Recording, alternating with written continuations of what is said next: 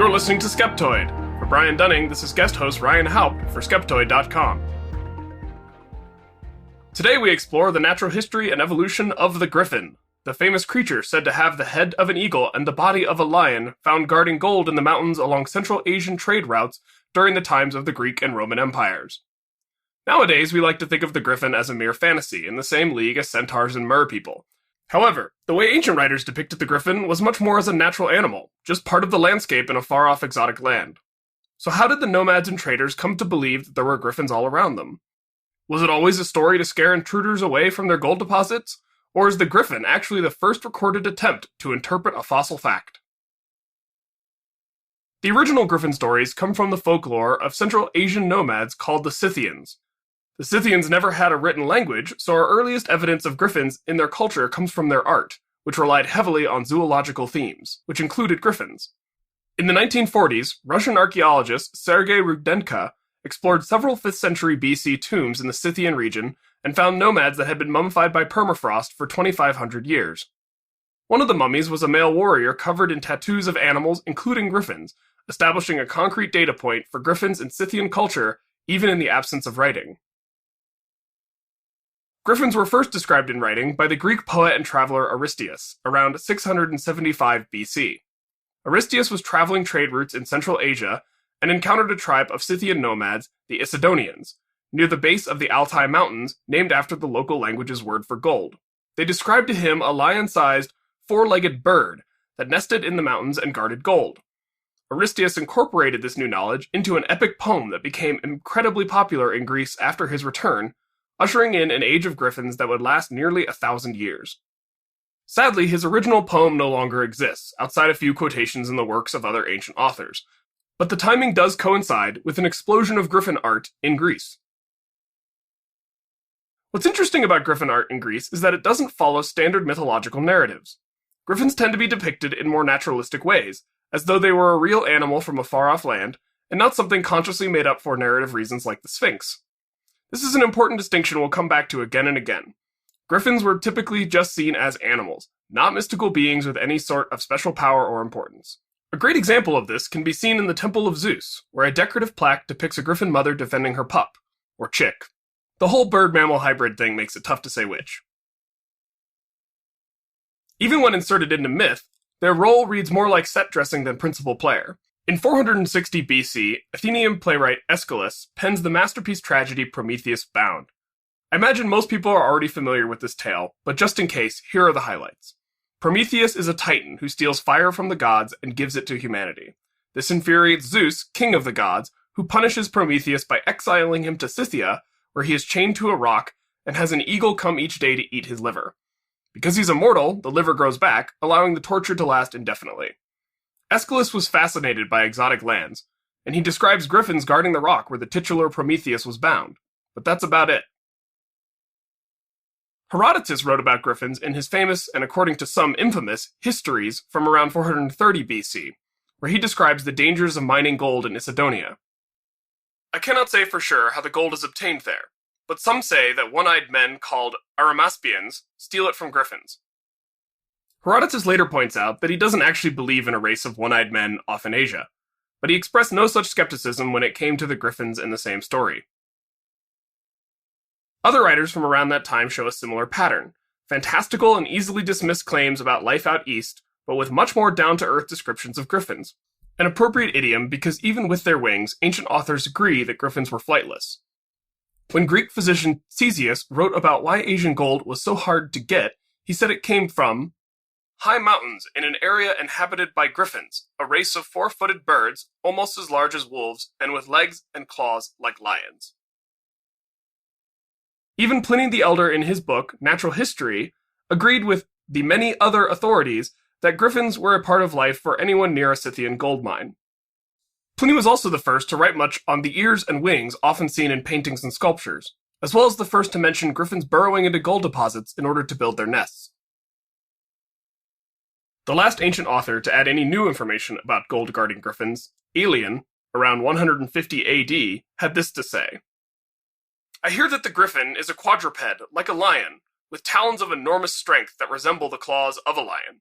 It is reputed to have black plumage on its back with a red chest and white wings. Ctesias says the neck is variegated with dark blue feathers, and it has an eagle-like head and beak, just as artists portray. Griffins make nests near mountains, and although it is impossible to take a full-grown griffin, people sometimes capture the chicks. The Bactrians say that griffins guard the gold of those parts, which they dig up and weave into their nests. However, others sensibly deny that the creatures would intentionally guard the gold. The truth is that, when the prospectors approach, the griffins fear for their young and so give battle to the intruders. In the face of all this evidence, to continue thinking of griffins as magical hybrids would be akin to a straw man fallacy, misrepresenting, though not intentionally, the argument ancient peoples were making for the existence of griffins, then mocking our own misrepresentation as outlandish or ridiculous. So if we accept that people back then thought they were talking about a real animal and not some mythical beast, what aspect of the real world inspired them in the first place? Ironically, to find that out, we have to go even further back into the past using the new field of geomythology, or combining our knowledge of geologic reality with the mythical worlds of people's past. Roy Chapman Andrews was an American paleontologist for the American Museum of Natural History in the 1920s. He is most famous for two things. First, he is one of the real-world inspirations for globe-trotting action archaeologist Indiana Jones. And second, he led an expedition into the Gobi Desert beginning in 1922 that revolutionized our then understanding of dinosaurs. In addition to discovering the now famous velociraptor, Andrews and his team also found the first examples of preserved dinosaur eggs and many other new species of dinosaur, including the ceratopsians, protoceratops, and Psittacosaurus. At a site called Flaming Cliffs, only 48 kilometers from the Altai Mountains, Andrews and his team gathered over a ton of fossils, including more than 100 Protoceratops and Psittacosaurus skeletons. Andrews even remarked that the ground seemed paved with bones. In many instances, the dinosaurs were found still intact and articulated, a very rare occurrence in paleontology. Future expeditions had similar levels of success, finding abundant remains of ceratopsians throughout the region. While this area is incredibly harsh for modern life, it makes things incredibly easy for a paleontologist. There is very little vegetation, it's extremely dry, and the rock is crumbly and red while the bones preserve white. Frequent sandstorms in the late Cretaceous some 66 million years ago buried entire animals whole, sometimes in life position, preventing disarticulation from scavengers or future storms. Even amateurs in the area would be able to see bones peeking out from the rock all around them. Protoceratops and Psittacosaurus are both quadrupedal hornless ceratopsians, the group that contains Triceratops, with pronounced beaks. Ceratopsians are members of the larger group Ornithischia, or bird-hipped dinosaurs. Even though this is not the group that evolves into birds, they were given the name before we understood all the evolutionary relationships and context. The nomadic Asian falconers, traveling with Andrews' expedition and familiar with large raptors, would have been able to notice the similarity in hip structure in addition to the large beak. Could these dinosaurs be responsible for the inception of the Griffin story? Let's look at the evidence. A Protoceratops could reach up to 2 meters in length, a Psittacosaurus slightly less so. This would have put them in the range of wolves or lions to which griffins were compared. They have 4 limbs and a large beak, looking a bit like a mammalian body plan with the head of a bird. The fossils are incredibly abundant in the region where griffin myths come from, often found in lifelike positions around nests near gold deposits. In context, it seems obvious that nomadic traders would have seen the bones of an unknown animal around where they were looking for gold and done their best to describe it. Not being held to Linnaean notions of zoological classifications, i.e., a mammal is a mammal and a bird is a bird, why wouldn't the most logical depiction be a creature that combines aspects of both?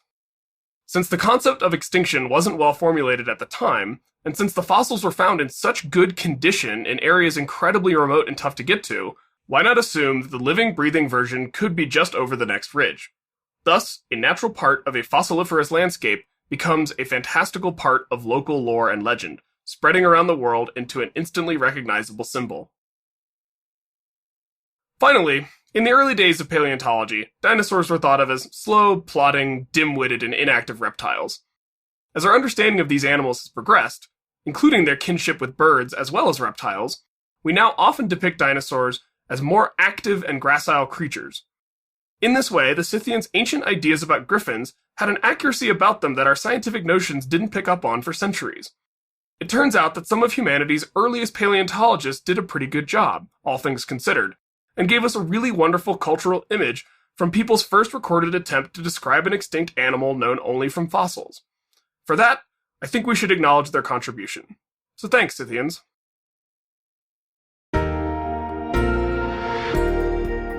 Every Skeptoid episode has complete bibliographic references on its transcript page at skeptoid.com, plus further reading suggestions if you want to know more. You're listening to Skeptoid, a listener-supported program. I'm Ryan Haupt for Skeptoid.com. Reach me online at my website, ryanhaupt.com.